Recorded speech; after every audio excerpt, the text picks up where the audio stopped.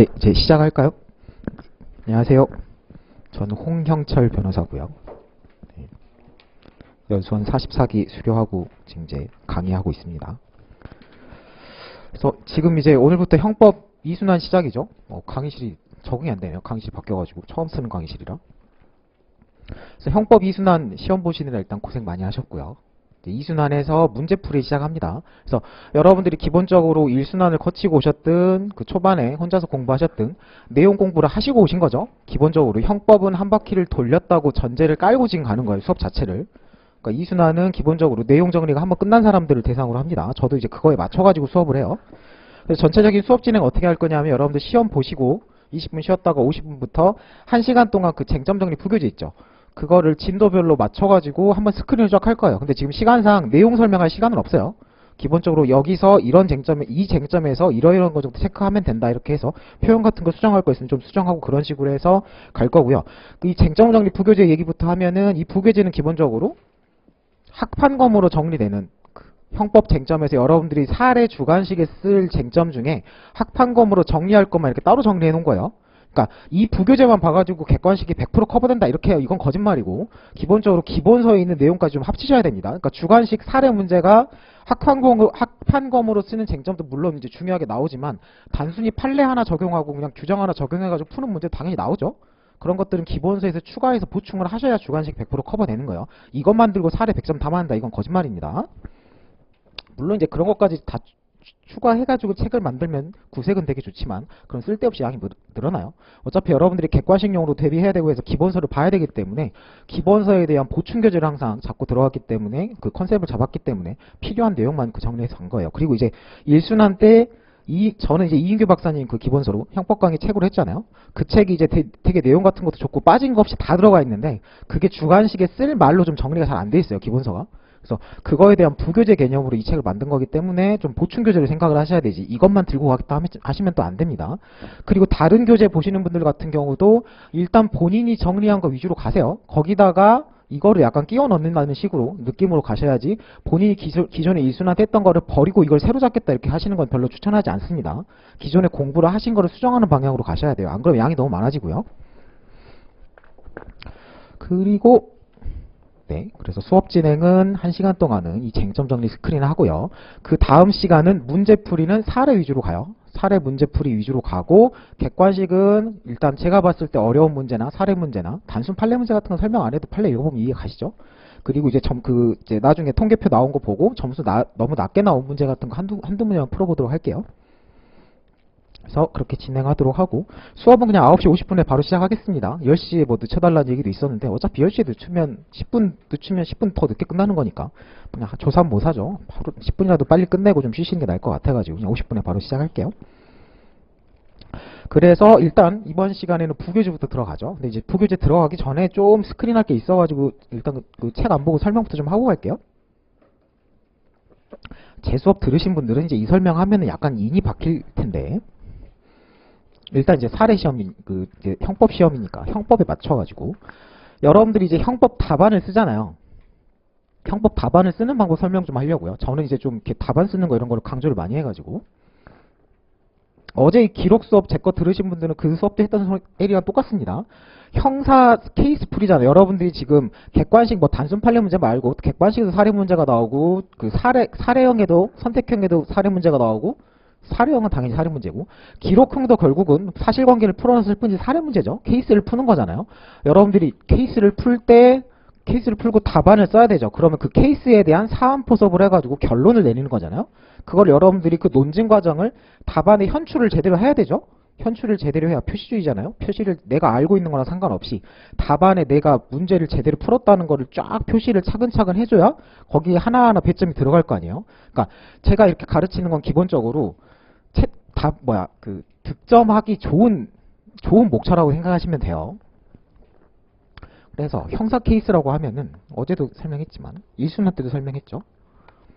법학의 기본이에요. 법학 케이스, 그러니까 법학에서 뭐 수험적인 케이스 풀이도 마찬가지고 여러분들이 실무 나가서 어떤 사안 해결할 때도 마찬가지입니다. 기본적으로 구성은 어떻게 되냐면 사실을 가지고 판단을 하는 거예요. 간단히 예를 들면 뭐예요? 갑이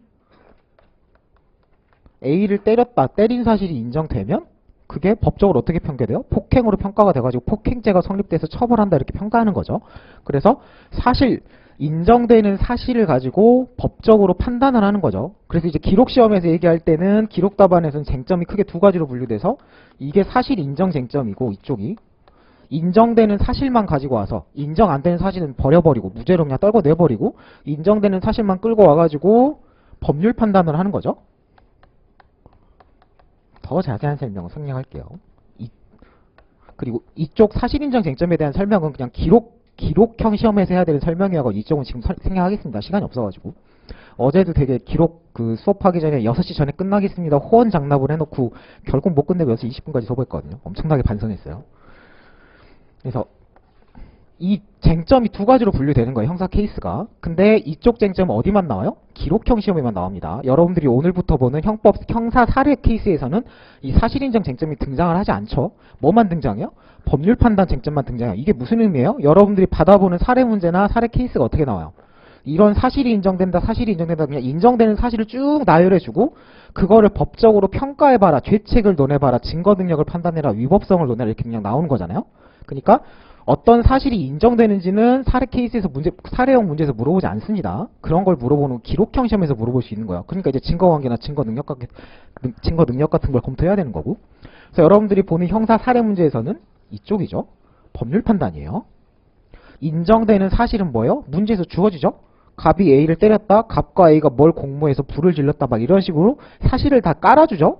그걸 다투는 게 아니라 인정되는 깔아준 사실을 가지고 죄책을 논해봐라요. 그러면 이 법률 판단을 할 때 전제가 되는 사실은 문제에서 주어지고 그럼 뭘 물어보는 거예요? 여러분들이 머릿속에서 암기하고 공부하고 풀어내야 되는 거는 이 판단의 근거 자료죠. 기본적으로. 그럼 이 법률 판단을 할 때 판단의 근거가 되는 건 뭐예요? 기본적으로 법리라고 하는데 사실관계를 법리를 적용해서 결론을 내리는 거죠.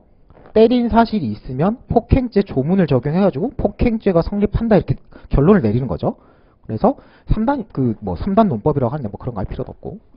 그러면 사례 법률 판단에서 근거가 되는 법리라고 했을 때 이 법리가 더 세분화하면 뭐가 돼요? 가장 여러분들이 많이 공부하는 거, 지금 쟁점 정리 교재에 써 있는 거, 학설 판례 검토죠.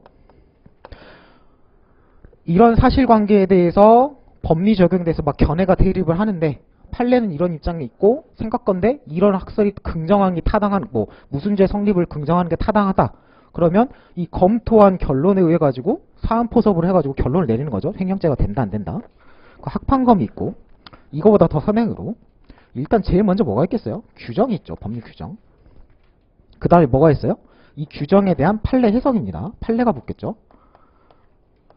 이 학판검 견해드림 나오는 것도 결국은 뭐예요? 이 규정에 대한 해석론이에요. 항상 출발은 규정에 대한 해석으로 판례가 붙는 거고. 그래서 이것도 그냥 규정만 달랑 쓰는 경우가 있고 우리가 실제로 이제 케이스 풀 때 이렇게 학판검으로 풀어 쓰는 경우가 있고 단순히 그냥 규정 써서 포섭해서 끝내는 경우가 있고 아니면 그냥 판례부터 그냥 쓰는 경우가 있죠.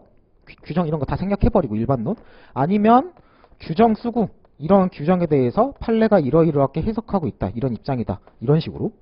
그러니까 크게 대별하면 대충 이런 식으로 돼요. 그러면 판단의 근거가 법리고 그럼 아까도 간단히 말로 하고 넘어갔지만 이 법리만 쓰고 답안을 끝내는 게 아니죠. 뭘 해야 돼요? 이 법리를 이 사실관계를 이 법리에 적용을 시켜봐야 되죠. 그 적용을 시키는 것도 여러분들이 답안에 현출을 해야 돼요. 그리고 여러분들 답안에 제일 중요한 건 그 부분이에요. 사안의 포섭. 이 법리는 그냥 머릿속에 외우고 있는 거를 그냥 쭉 풀어 쓰는 거고 여러분의 어떤 논리력을 보여주는 거는 사안의 포섭이죠. 그러면 이런 거를 지금 하나로 쫙 정리하면 답안 목차가 어떻게 나와요? 인정되는 사실은 쓸 필요가 없습니다. 답안에서. 그러면 일단 문제 제기라고 하는데 쟁점 정리예요. 이 쟁점의 정리가 여러분들 답안 쓰라고 보면은 이 쟁점 보통 여러분들 문제점 이렇게 많이 쓰죠. 근데 여러분들 그냥 답안 쓰라고 해보면 여기다가 뭘 쓰냐면은 사실관계는 막 구구절절히 써요. 갑은 을과 이런 거를 공모해가지고 갑이 가서 불을 질렀으니까 이런 불을 질른 거에 대해 가지고 어쩌고 저쩌고 막 이렇게 쓰는데 그거 쓰실 필요 없습니다. 사실관계를 냈어요. 사실관계를 쓰는 거를 여러분들이 채점하는 사람이라고 하면 그렇게 공모해가지고 불을 질렀다고 한 줄 쓰는 거에 대해서 점수를 주겠어요? 안 줘요. 그걸 뭘 점수를 주겠어요? 그게 뭐 평가 대상이 되는 것도 아니고. 여기다가는 그런 사실관계 요약 같은 걸 하는 게 아니라, 여러분들 기록시험 볼 때도 공소사실 요지는 생략하라 그러잖아요. 마찬가지예요. 그런 식으로 문제에 나와 있는 사실관계를 요약하는 건 전혀 의미가 없습니다. 여기다가 뭐 쓰는 거예요? 쟁점 키워드 쓰는 거예요. 33조 해석론이 문제된다 이런 거, 불법 원인 급여 횡령이 문제된다, 그 쟁점 키워드를 쓰고 빨리 넘어가야 돼. 여기를 한 줄 이상 쓰시면 안 돼요. 아예 그냥 생략을 해버리거나. 그러니까 이따 더 자세한 거 이따 답안 쓸 때 얘기하고. 그래서 쟁점의 정리는 쟁점 키워드 위주로 한 줄만 쓰는 겁니다. 그 다음에 뭘 써요? 법리를 쓰는 거죠. 법리 쓸 때는 문제에 맞춰가지고 쓰는 거죠. 문제 쟁점과 쟁점 내용과 배점을 고려해가지고 학판검으로 풀었을 건지 그냥 판례 태도만 쓰고 넘어갈 건지예요. 이런 거는 본인이 임기응변을 하셔야 됩니다. 그 다음에 중요한 게 뭐예요? 사안검토죠. 이 사안검토가 뭐예요? 문제에 주어진 사실관계를 이 법리에다가 포섭시키는 거예요. 이거를 여러분들 또 답안 쓰라 그러면 이거를 여러분들이 되게 그냥 두루뭉실하게 넘어가 버려요. 흐리멍텅하게 답안이 흐리멍텅하다는 표현이 되게 어울리네요. 이거를 목차를 따로 안 잡고 이쪽을 분량 확보를 안 하면 답안이 되게 없어 보입니다. 여기를 여러분들 답안 쓰라 그러면 여러분들 머릿속에서 외워 쓰는 건 뭐예요? 찾아가지고 이쪽이죠. 외워 쓰는 건. 이쪽은 뭐예요? 외워 쓰는 게 아니에요. 내가 외워 쓴 이 법리를 사실관계를 하나씩 끌어들이는 거죠. 끌어들여가지고 포섭을 시키는 거죠. 외워 쓰는 게 아니라. 근데 여러분들 또 문제를 내보면 이거 쟁점 찾았다는 거 너무 반가워하고 내 머릿속에 있는 거 쥐어짜가지고 이거 쓰느라고 진이 빠져가지고 이걸 안 써요. 이걸 안 쓰면 점수가 안 들어갑니다. 이 배점이 이게 1대1이에요. 채점을 할 때 기본적으로. 그리고 여기서는 변별력이 안 생겨요. 공부를 웬만큼 한 사람들 사이에서는. 이 쟁점 찾았으면 당연히 머릿속에 있는 팔레트도 쓰잖아요. 뭐 학설을 누가 학설 근거 같은 거 하나 더 쓰냐, 맞냐, 그 정도 차이지. 여기에서 배점 차이가 어마어마하게 차이 안 나고 여러분들이 결국 다른 사람하고 상대적으로 1점이라도 더 받을 수 있는 거는 이 부분입니다. 그리고 나서 이제 뭐예요? 결론이죠. 결론도 한 줄이에요. 횡령죄가 성립한다요, 결국.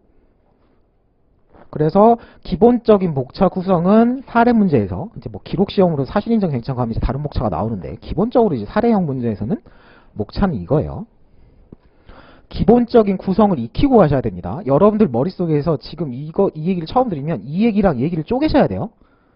이거는 그러니까 물리적으로 아예 그냥 목차를 나눠버리거나 최소한 문단은 달라져야 돼요. 이 문단하고 지금 쟁점 정리는 법리 부분에 그냥 엮었을 수 있고 결론도 그냥 사안검토 엮었을 수 있거든요. 근데 여러분들 답안에서 법리 부분하고 사안검토 부분을 좀 명확히 쪼개주는 게 좋습니다. 아예 쓰는 내용이 다르기 때문이에요. 그리고 수험 답안에서는 쪼갤 수 있으면 쪼개는 게 원칙이에요. 왜냐하면 쪼갤 수 있으면 쪼개놓으면 점수를 1점이라도 더 받아요. 여러분들이 채점하는 사람의 생각을 하면은 여기 3점 배점이 들어가고 여기 3점 배점이 들어가요. 그럼 어쨌든 문단이 따로 나눠져 있으면 2점, 2점이라고 쳐요. 근데 이거를 한 문단으로 그냥 써버리면 한 3점 들어갑니다. 똑같이 써도. 그러니까 여러분들 수험 답안에서는 답안 분량이 허용하는, 시간이 허용하는 범위 내에서 쪼갤 수 있으면 쪼개는 게 원칙이에요. 목차를 잡으라는 얘기가 아니에요. 물리적으로. 그냥 문단을 나눠서 쓰는 내용을, 아예 쓰는 내용이 다르니까 논쟁을 따로 해주라는 겁니다. 그래서 좀 쪼개시고, 이거를 생략하시면 안 돼요. 이거를 생략하지 말고 구구절절히 쓰라는 얘기가 뭐냐면, 내가 법리 부분에서 이거 우리 케이스 관련해가지고 요건이 1번, 2번, 3번이라고 얘기를 해요. 이런 거 쓰는 거 많죠? 이렇게 따르면 무슨 죄가 성립하기 위해선 이 요건을 갖춰야 된다 쓰는 식으로 답안 쓰는 경우 되게 많잖아요. 그러면 사안검토에 어떻게 나와야 되냐면, 우리 사실관계 써있는 거 그냥 베끼는 거예요. 문제 설문도 되게 요약 잘 돼 있잖아요. 문제 사실관계 하나 끌어들여서 1번 요건 있습니다. 갖췄습니다. 문제 사실관계 그냥 그대로 베껴가지고 답안에 베껴야 돼요. 사실관계 2번 요건 갖췄습니다. 문제 사실관계 검토해봤더니 3번 요건은 갖추지 못했습니다. 그러니까 결론은 안 됩니다. 이렇게. 이게 하나하나 분설돼서 사안검토가 나와야 됩니다. 그러면은 당연히 법리 부분에 이거 3개 쓰면 3점이고요. 사안검토에 3개 포섭했으면 3점인 거예요. 그냥 약간 기계적으로 들어가는 겁니다. 그런 거는. 이 사안검토를 이 3개를 쓰는 게 어려운 일이 아니에요. 아까 방금도 얘기했지만 그냥 베끼는 거예요. 문제 사실관계를 베끼고 내가 위에서 쓴 얘기를 베끼는 거예요. 그래서 그런 것들은 해야겠다라고 신경 쓰면서 몇 번 훈련만 해보면 이제 고쳐지는 거예요. 이게 뭐 어려운 얘기가 아니고 이걸 만약에 이거를 따로 외워 써야 된다 그러면 하지 말라고 그러죠. 양이 많아지니까. 근데 이건 외워 쓰는 게 아니라 답안 쓰는 스킬인 거예요.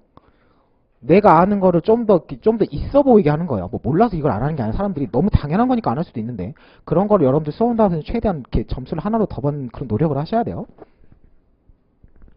그리고 하나만 더 얘기하면 여러분들도 이 답안 이제 피드백을 해보면 이쪽 법리 얘기하고 이쪽 사안 검토하고 되게 따로 노는 사람들이 있어요. 그러니까 이런 거예요. 여기다가는 요건을 이렇게 1, 2, 3이라고 써놓고 사안 검토에는 여기다가 되게 4를 써요. 그러니까 무슨 얘기냐면 이 법리에 쓴 키워드들 있잖아요. 아까 쟁점 정리도 키워드가 있어야 되고 법리 같은 경우도 학설별로 키워드 있고 판례가 있으면 판례 키워드가 있잖아요. 판례가 이런 키워드를 갖춘 경우 이런 걸 인정하고 있다 이렇게 쓰잖아요. 키워드 위주로 암기를 하라 그러고 그럼 법리에 키워드를 썼으면 당연히 이 법리를 적용해서 사안 포섭을 하는 이 사안 검토에도 이 키워드가 등장을 해야 돼요. 사실관계 이런 거를 쭉 베껴놓고 사실관계 이런 사실관계들을 고려해보면 이 키워드가 인정되니까 이 키워드가 답안에 그대로 나와야 됩니다. 사안 검토에. 그러니까 무슨 얘기냐면 법리에 쓴 얘기를 가지고 사안 검토를 하셔야 돼요. 답안 쓸 때. 내가 답안 쓸 때 이것부터 쓰잖아요. 법리부터 쓰잖아요. 내가 법리에 쓴 말들을 보면서 사안 검토 답안을 작성하셔야 돼요. 그러니까 이거는 외워 쓰는 거고요. 이쪽 외워 쓰는 거고 이쪽은 문제 사실관계 보고 내가 위에 쓴 법리 내용을 쓰고 두 개를 같이 엮어가지고 그냥 그럴듯하게 이쪽에서 구성을 하셔야 논증을 하셔야 돼요. 논리적인 입증을 하셔야 됩니다. 어쨌든 기본 복차는 이렇게 가고요. 더 구체적인 얘기는 이제 답안 보면서 하겠습니다.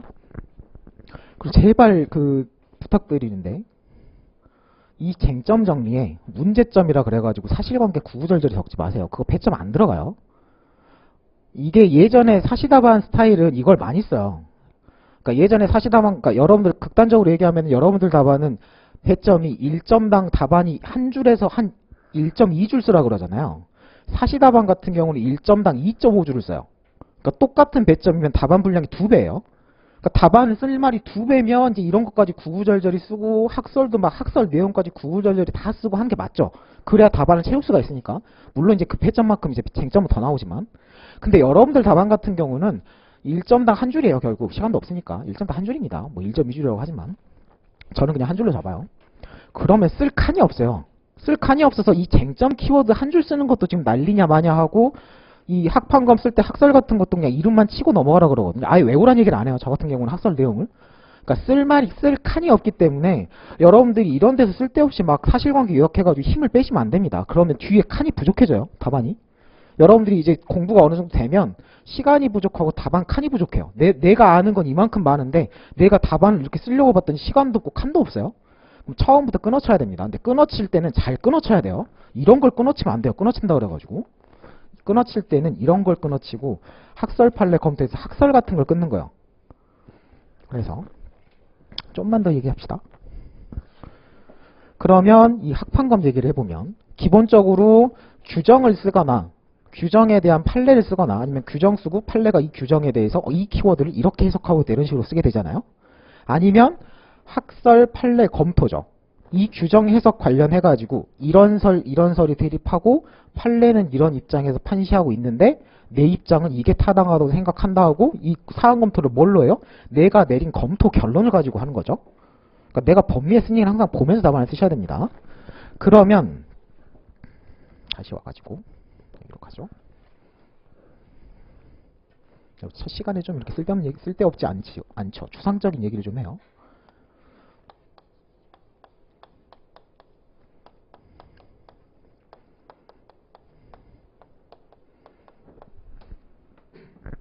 여러분들도 답안 쓰라 그러면 이렇게만 쓰는 법리 같은 게 상관없어요. 근데 여러분들 답안 쓰는 걸 또 보면 이렇게 학설 판례 검토로 쓰는 답안에서 법리를 학설 잘 써놓고 판례 잘 써놓고 검토로 안 쓰시는 분들이 있어요. 그러면 답안을 읽는 사람 입장에서 어쩌라는 거야 이렇게 되는 거예요. 그러니까 긍정설 부정설이 대립을 하고 판례가 긍정설이라 이렇게 답안을 썼어요. 거기서 끝내버리고 법리 쓰는 걸 끝내버리고 바로 사안 검토 하시는 분들이 있어요. 그러면 답안을 읽는 사람 입장에서 생각해보세요. 견해가 대립한다. 어쩌라고? 그러니까 끝을 내줘야 돼요. 긍정설, 부정설이 대립을 하고 판례가 긍정설인데 이런 걸 검토해 볼 때 긍정설이 타당하다라고 결론을 내려주셔야 그 긍정설에 따라가지고 사안 검토가 들어가. 그게 논리적이죠? 근데 여러분들 답안 쓰라 그러면 판례 외우는 거, 이제 외운 판례가 이제 내가 판례를 썼다는 거에 대해 반가워하면서 이거를 안 써버려요. 그냥 대립하고 판례 이런 입장이기도 하고, 검토는 그냥 판례 태도인가? 막 해서 되게 애매모호하게 확정도 안 해주고, 차라리 뭐 판례 태도에 의하면 이런 말이라도 붙여주면 좀 괜찮은데, 되게 어물쩡하면서 이런 거 안 쓰시는 분들이 많은데, 되게 그거 신경 쓰셔야 됩니다. 내가 학설 언급을 했으면 검토를 해주셔야 돼요. 검토가 뭐요? 이 학설 중에 어느 입장이 타당하다라는 결론을 내려주셔야 됩니다. 법리에서. 그런 거 빼먹으시면 안 돼요. 차라리 그냥 판례만 쓰는 게 나아요. 그럴 거면. 물론 이제 견해가 대립하고 판례가 이런 입장이고 판례가 타당하다 결론을 맺어주는 거니까 그렇게라도 쓰거나. 그러면 다시, 그래서 이제 여러분들이 좀 메인으로 그 정리하고 중요하게 쓰는 쟁점 같은 경우는 학설, 판례, 검토 순서를 쓰게 되죠. 근데 이제 아까도 얘기했지만 변시에서는 칸이 없어요. 쓸 칸도 없고 시간도 없고 여유도 없고 그거 하나하나 다. 그러니까 당연히 기본서에는, 그러니까 긍정설, 부정설이라고 하면, 예를 들어서 학설에서 긍정설, 부정설 대립하면 여러분들 기본서나 뭐 암기장이라고 해도 마찬가지예요. 여기 구구절절이 막 근거가 써 있잖아요. 그리고 판례도 기본적으로 어떻게 써 있어요? 판례가 긍정설의 입장에서 이렇게 판시했다 해서 이렇게 써 있죠. 그리고 검토는 뭐예요? 다시 이런 점들 따져보면 긍정설이 타당하다 이렇게 가죠. 그럼 이제 쓸말을 정리하는 겁니다. 여러분들 그냥 변시에서는 학설 이름만 쓰세요. 학설 내용을 쓸 여유가 없습니다. 정말 몇 개의 쟁점 말고는 학설 그냥 내용 쓰지 마세요. 그러니까 학설 이름을 외워야 된다는 얘기죠. 반대로 얘기하면. 그러면 이제 제일 먼저 뭐부터 외워야 되냐면 쟁점 키워드부터 외워야 돼요.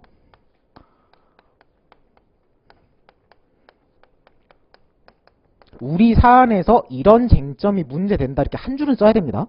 그냥 갑자기 답안에서 무슨 설, 긍정설, 부정설이 대립한다 이렇게 쓸 게 아니잖아요. 첫 줄은 써야 되죠. 무슨 33조 해석과 관련해서 견해가 대립하고 이에 대해서 긍정설, 부정설이 이런 식으로 한 줄은 써줘야 되잖아요. 그 한 줄 쓰는 게 쟁점 키워드입니다. 이건 또 외워주셔야 돼요. 이거는 당연히 외워야 되는 이유가 뭐냐면 이 쟁점 키워드가 정리가 안 돼 있으면 쟁점을 사실관계에서 못 찾아내요. 이런 쟁점의 정리, 쟁점 키워드, 이런 사실관계에서 이 규정 해석 관련해서 이런 견해가 대립한다라는 그거거든요. 그걸 딱 한 키워드로 하나 적시하는 거. 그래서 쟁점 키워드들 일단 언급해 놓고 그냥 학설 이름만 외우세요. 긍정설, 부정설. 물론 객관식 문제를 풀고 사례에서 어떤 논리적인 논증을 하기 위해서 기본적으로 학설 내용 같은 건 좀 정리가 돼 있어야 됩니다. 그건 그냥 일순환 때 공부하는 걸로 가름하고 쓸말을 정리하는 거예요. 그래서 쟁점 키워드 한 줄 언급하고 그냥 긍정설, 부정, 이에 대해 긍정설, 부정설 대립하고 판례는 긍정설의 입장에서 이렇게 판시했다라고 써주셔야 돼요. 판례 키워드는 써주셔야 됩니다. 여기도 마찬가지로 키워드 위주로. 그리고 검토도, 그럼 이제 검토 끝은 이제 긍정설이 타당하다인데 여기 지금 내가 내용을 안 썼잖아요. 그러면 검토에서는 근거 하나 정도 써주는 거예요. 근거 여러 개 중에 쓰기 편한 근거를 잡으시면 됩니다. 그래서 제가 모범 답안에도 학설 이름을 일부러 안 넣었어요. 모범 답안에 그렇게 또 구구절절히 넣어버리면 저야 이게 구색은 좋게 나오겠지만 여러분들도 이렇게 넣어놓으면 막 써야 되나 보다 막 외우거든요. 그 설문에 넣어놓으면 서면에다가. 그래서 쟁점 키워드 한 줄 쓰시고 학설 이름만 쓰세요. 그리고 판례는 무슨 설의 입장에서 이렇게 키워드 위주로 판시하였다 쓰고 보통 여기다가 저 같은 경우는 생각건대라고 붙여주죠. 생각건대 이런 점들 고려해보면 긍정설이 타당하다 이렇게. 이게 법리 쓰는 방법이라고 생각하시면 됩니다. 그래서 이제 하나하나 이제 구체적으로 답안 설명하면서도 다 이거의 기초에 설명할 거예요. 이런 거 다 그냥 끊어버리고 이런 거 키워드 위주로 적시하시면 돼요. 이런 식으로 이제 설명할 거거든요. 기본적으로 이 구도를 머릿속에 집어넣고 계세요. 그래서 답안에서 기본이라고 생각하시면 되고, 그러면 이제 내가 뭘 외워야 될지, 어떤 부분을 외워야 되고 어떤 부분을 이해만 하고 넘어가야 되고, 공부할 때 이제 그게 기준이 서죠. 이걸 머릿속에 기준을 세우시고 그 쟁점을 암기하고 공부를 하셔야 돼요. 이해하고 넘어가야 되는 부분하고 암기해야 되는 부분하고 그냥 법전에서 찾아보고 넘어가야 되는 부분들을 다 이렇게 쪼개가지고 공부하셔야 되죠. 무작정 외우는 게 아니라. 학설 내용을 버리시는 건 아닙니다. 쓰지 않을 뿐이에요. 이해는 하셔야 이 내용들이 그 논증이 되고, 물론 객관식에서 이런 걸 하나하나 물어볼 수도 있죠.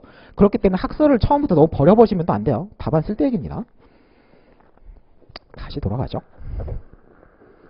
그래서 모분답안에도 학설 내용 안 써놨어요. 학설 내용 기본서랑 뭐 쟁점 정리집 보면 다 잘 써있죠. 그래서 쟁점 정리집으로 가겠습니다. 2페이지로 가죠. 내용 설명은 제가 내용 설명을 되게 또 하다 보면 되게 하고 싶어지겠지만 참을 거예요. 그래서 잘 하지 않고 좀 고칠 부분이나 이런 쟁점 이러이렇게 위주로 쓰면 됩니다. 약간 이렇게 갈 거예요. 2페이지로 가셔서 뭐 보완처금 소급 이런 거 다 넘어가시고 판례 변경 이런 것도 한 C급 쟁점 정도 되죠. 그래서 일단 보시긴 해야 되고요. 그래서 이거 설명한 거 위주 해가지고 2번 한번 볼까요? 첫 번째 쟁점 한번 봐보세요. 보완 처분과 소급 금지, 소급표 금지 원칙 적용 여부 해가지고 쟁점 정리 보세요. 그래서 보완 처분에 대해서도 딱 쓸 말만 정리하면 어떻게 되냐면 보완 처분에 대해서도 소급표 금지 원칙이 적용되는지 문제된다. 이 한 줄 쓰는 게 쟁점 정리예요. 답안 쓸 때. 그럼 실제 답안 어떻게 쓰겠어요? 사안의 경우 문제되는 이러이러한 거는 형벌이 아닌 보완 처분에 해당하고 이 한 줄을 붙여주겠죠. 실제 답안 쓸 때는. 그리고 뒤에 표현을 붙이는 거. 이러한 보완 처분에 대해서도 소급표 금지 원칙이 적용되는지 문제된다. 이렇게 쓰는 거. 그게 쟁점 정리입니다. 여기다가 뭐 갑인이 을인이 이걸 구구절절 쓸 필요가 없어요. 쓰시면 써봤자 무의기적 기재고 형식적 무의적 기재 실질적으로 유해적 기재예요. 시간과 칸을 잡아먹으니까. 그 다음에 견해 대립은 긍정설, 부정설, 개별 판단설이 대립한다. 이렇게 쓰는 거예요. 저 같은 경우는 긍정설, 부정설은 그냥 쓰고 절충설 같은 경우 내용을 좀 언급해 주라 그러거든요. 기술적으로. 그래서 이제 이것도 개별 판단설 같은 경우만 자유형적 성격이 강한 보완 처분에만 금지 원칙을 적용하는 개별 판단설 이렇게 좀 추가할 수는 있죠. 다시 답안 쓰는 걸 정리하면 보완 처분에 대해서도 소급표 금지 원칙이 적용되는지 문제된다. 이에 대해 긍정설, 부정설, 개별 판단설이 대립하고 그 다음 바로 판례로 가요. 대립하고 판례는 개별 판단설의 입장에서 이러이렇게 판시하였다요. 그리고 생각건대 보완 처분 성질에 따라 구체적으로 판단하는 개별 판단설이 타당하다요. 이 쟁점 정리집에 들어가 있는 거는 논리적 연결성은 포기했습니다. 그냥 쓰기 편한 거로 다 써놨어요. 검토 같은 것도. 제가 수업할 때도 여기 써 있는 것 중에서도 또 체크를 할 거거든요. 그래서 좀 쓸말 위주로 정리하시는 게 중요하고요. 그래서 지금 첫 번째, 두 번째, 세 번째 쟁점은 혼자 보셔도 돼요. 한 C급 쟁점 정도 됩니다. 4페이지로 가셔가지고 전체적인 내용 설명 안 해요. 일순한테 했던 걸로 가름할게요. 입법의 흠결에 대한 해석에 의한 보충 뭐냐면 이 쟁점이 어디 옆에다 하나 써두세요. 타인 소유 일반 물건 실화 케이스 이렇게 타인 소유 일반 물건 실화 케이스죠. 그래서 형법 170조 2항 케이스입니다. 해석론입니다. 그냥 딱 그 케이스에서만 이 쟁점이 문제가 돼요. 그래서 형법 170조 2항 해석론 관련해서 타인 소유 일반 물건 실화 케이스에서 문제돼요.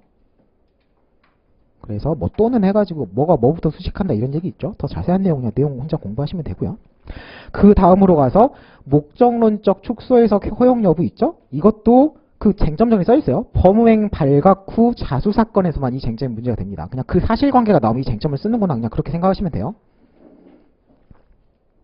그래서 범행 발각 후에 자수 케이스가 나오면 이 쟁점을 쓴다 이렇게 생각하시면 됩니다. 판례 사실관계도 있죠. 그래서 쟁점 같은 경우는 쟁점을 풀어내는 게 어려운 쟁점이 있고요. 쟁점 쓰는 것 자체는 되게 간단한데 사실관계에 이 사실관계에 이 쟁점이 문제되는 거구나 대응시키는 게 어려운 쟁점이 있거든요. 그런 것들 이제 사실관계 같은 게 좀 문제된 제가 이제 그럼 설명을 할 때 뭐가 중요하냐면 그런 것들은 쟁점의 정리가 중요해요. 쟁점의 정리에서 이 쟁점이 왜 문제되는지를 문제인식을 제대로 하셔야 사실관계의 쟁점을 제대로 쓸 수 있습니다. 하나하나 대응시켜가지고. 그리고 이제 모르겠으면 방금 말한 것처럼 외우면 돼요. 이 케이스에서 이 쟁점을 쓰면 된다. 그냥 외우시면 됩니다. 그 다음에 이제 범죄론으로 가가지고 5페이지 법인의 형사책임이에요. 이것도 양벌 규정이 되게 중요할 때는 한 20년 전에는 되게 엄청 중요한 A급이었는데 지금은 C급밖에 안 됩니다. 그리고 법인의 형사책임 관련해가지고 그 1항의 쟁점의 정리는 별로 쓸 얘기도 아니고요. 지워버리시고요. 2항에 법인의 범죄 능력이 있고 3항에 법인의 형벌 능력 인정 여부에서 처벌 근거가 있어요. 그래서 과실책임설 쪽으로 가서 이제 객관식용으로 과실책임설 쪽으로 간다. 헌재 입장이랑 대법원 입장이랑 둘 다 외워야 되잖아요. 그런 거 좀 정리해 두시고, 기본적으로 만약에 이제 사례 안 나올 거긴 한데 한 C급밖에 안 돼가지고 만약에 나온다면은 사망 위주로 나올 겁니다. 6페이지 사망. 그래서 그 내용 위주로 잘 정리해 두세요.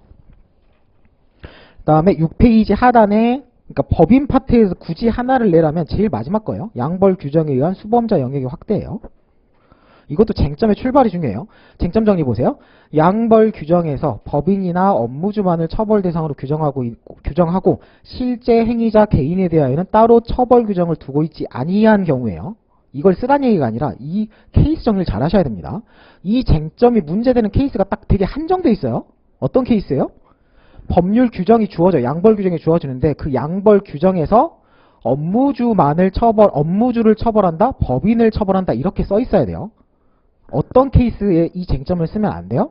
만약에 양벌 규정에 행위자를 처벌하는 외에 업무주도 처벌한다 이렇게 써 있으면 이 쟁점이 문제가 돼요? 안 돼요? 안 되는 거예요. 그쵸? 이 쟁점이 문제되는 거는 법률 문헌에 의해서는 업무주, 법인만 처벌할 수 있고 실제 행위자를 처벌할 수 없는 케이스에서만 이 쟁점을 쓰는 겁니다. 이 쟁점은 그래서 반대로 그냥 규정 자체에서 행위자도 처벌하고 업무주도 처벌한다 이렇게 써 있으면 이 쟁점이 문제가 되지 않고 이 쟁점을 언급을 하면 안 돼요. 근데 이 쟁점 자체가 C급이어가지고 그냥 간단히 지금 말한 정도만 하시면 되고 쓰는 내용 자체는 간단하죠.